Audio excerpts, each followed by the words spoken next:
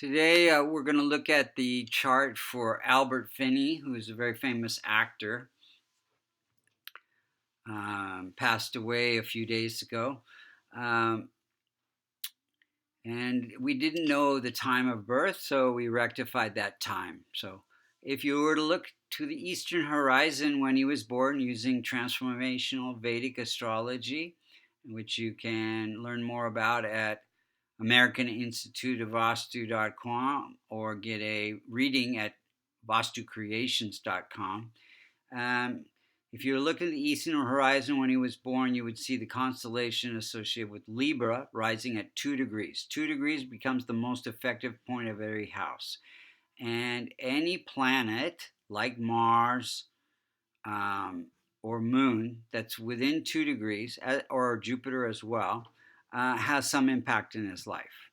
So we're going to look and see how the planets are operating and when they're operating. First, we want to see what are the malefic planets, the planets that can cause harm, challenges in this chart.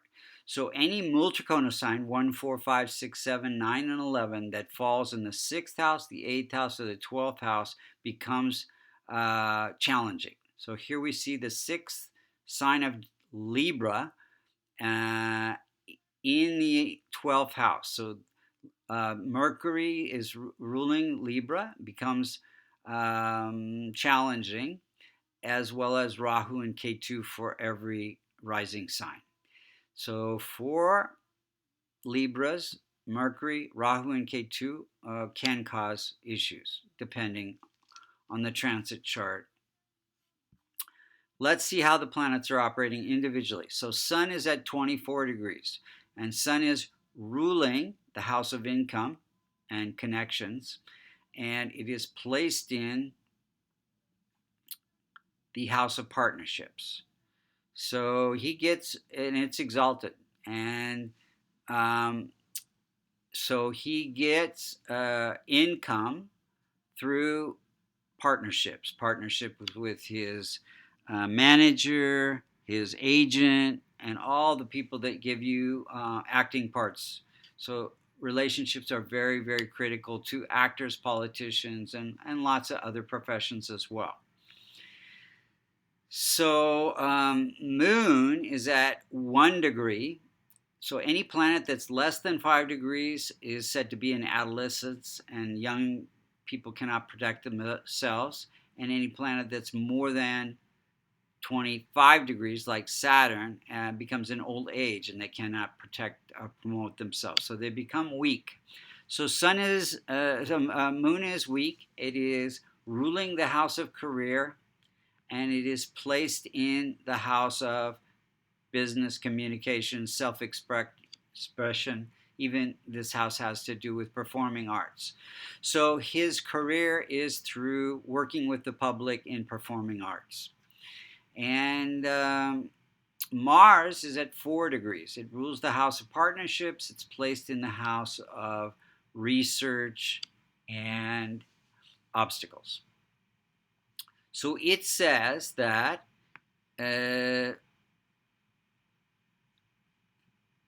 he has relationships in the film industry through his research into playing different roles as actors do, and that he has ability to work away from home. So he actually was in American TV, and he was in British TV, and so he had a lot of flexibility to work in a lot of different places and areas.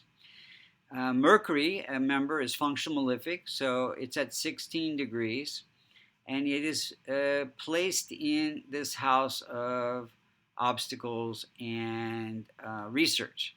So Mercury is communication. So again, researching the roles that he played in the different film parts, and ruling this house is separation.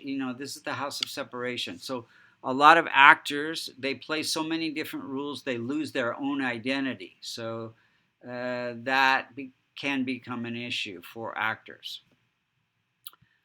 Jupiter is at 0, it's weak, and it is ruling the house of communication, self expression, acting, and it is placed in its own house. So, and Jupiter has to do with teaching. So, some actors pick roles that they can teach the public certain lessons of life. So, I think he had a lot of great roles in his life that taught the public a lot about who he was acting, uh, who he was portraying in his acting roles. Venus is at 10 degrees. Venus rules the house of life, purpose, health, and um, longevity. And so he got to be a ripe old age. And Venus is in this house of partnerships. So it says that he has life purpose through his relationships to his roles that he played and the people that got him those roles.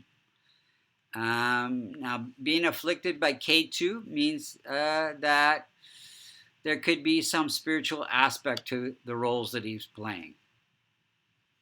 Saturn is weak in old age at 27 degrees, and it is in its own house.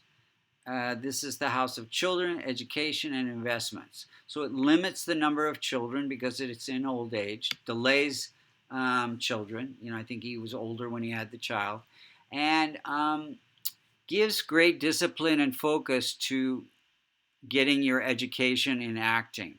He did take acting very seriously and studied, as opposed to some actors who just kind of fall into it. Rahu and K2, K2 in the house of good fortune, politics, religion, law. Rahu in the house of creative self-expression. So he had desire for success in acting, basically, with some spiritual aspect to it. So now we'll look and see how the planets were moving and creating different experiences in his life. So if we look back in 1978, 70 to 78 was during a Mars period. Mars was moving through this house of eighth house of endings and life, death-like experiences when he got divorced in 1978. In May of 2011, he was diagnosed with kidney cancer. Sixth house is the house of kidney cancer, ruled by Saturn. Saturn was afflicted at that time, and I think K2 is cancer. So K2 was afflicting Saturn at that time.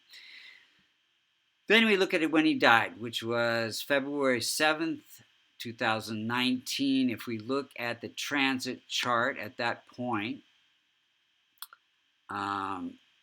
we'll see. Now, this is a very interesting chart. The outer circle is where the planets were when he passed away, and the inner circle is where the planets were when he was born. So we see that K2 is at 2 degrees, which is the rising sign degree, the transiting K2. So that means that K2 and Rahu can afflict 6 out of your 12 houses. So it's afflicting the house of death-like experiences, then the house of family, ending of life. And then we see that natal Rahu, which is at 11 degrees, 1, 2, 3, 4, 5, 6, 7, 8, 9. So natal Rahu is afflicting Venus, which is longevity. So those are the two things I see in that when he died.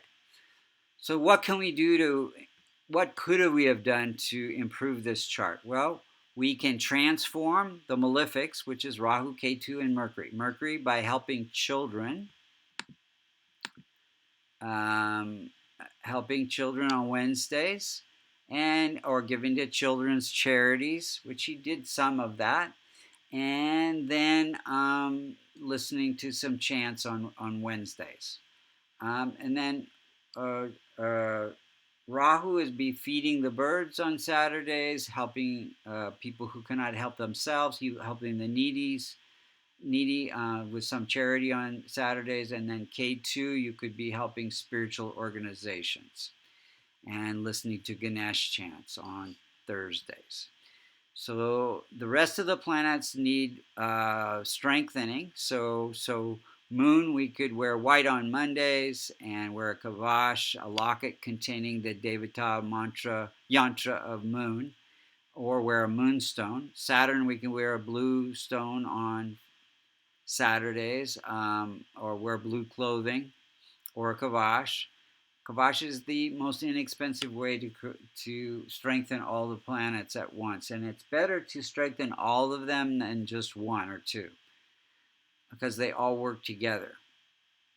So Jupiter, yellow sapphire, wearing yellow on Thursdays, or a kavash. Venus, wearing white on Fridays, wearing a diamond or a kavash. Sun, wearing orange on Sundays, or kavash. Mars, wearing red on Tuesdays, red coral, or a kavash. So these are the ways we would strengthen that chart. So again, if you're interested in learning more about transformation Vedic astrology, which I feel is very, very accurate and easy to learn, you can go to American Institute of Vastu.com. Or if you would like a reading, just contact me at vastucreations.com under services under astrology. And thank you for listening.